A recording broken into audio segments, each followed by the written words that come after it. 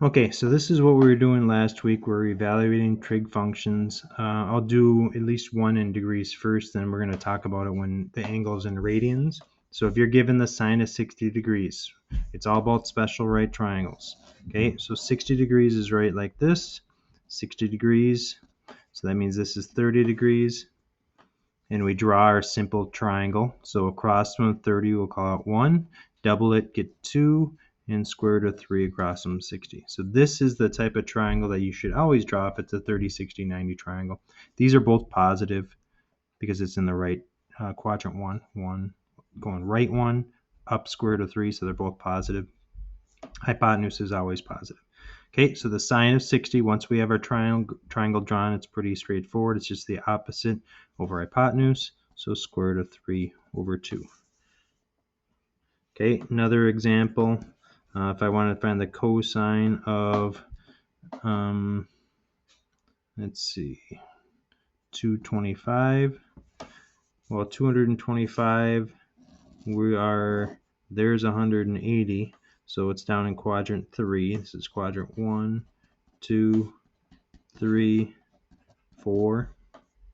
225 is 180 plus 45 more. Okay, so this is a 45 degree reference angle. And a 45, 45, 90 is just 1, 1, square root of 2.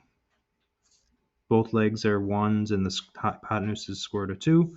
We're going left, so that's negative, and down, so that's negative. So then the cosine of this angle is adjacent over hypotenuse. So negative 1 over square root of 2. Okay, negative 1 over square root of 2.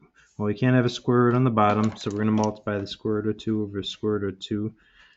So it gets you negative square root of 2 over the square root of 4, which is 2. There's our answer.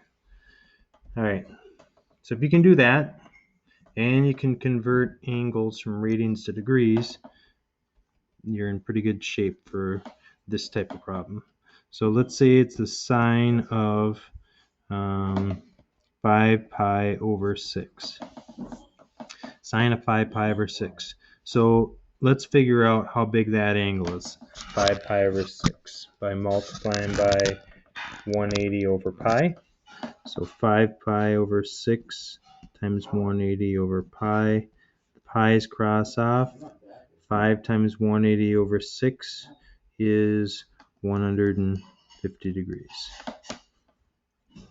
All right, so we can draw it. So now we're basically saying what's the sine of 150 degrees, and we're right back where we were up here. So 150 degrees, we are in quadrant 2. There's 150 degrees because this whole thing is 180, the whole line. So here's my triangle. If that's 150, that means my reference angle is 30. There's my 60. So it's 1, 2, square root of 3. All right, this one I'm going left, so that's negative. Up is always positive, and the hypotenuse is positive.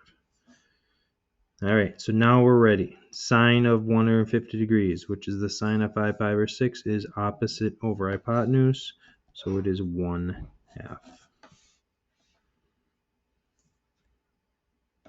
Okay, last example. Let's say I want to find the secant of 5 pi over 3. Secant of 5 pi over 3. So that's the same as 5 pi over 3 is how many degrees? Looks like 300 degrees. So we are in quadrant 4.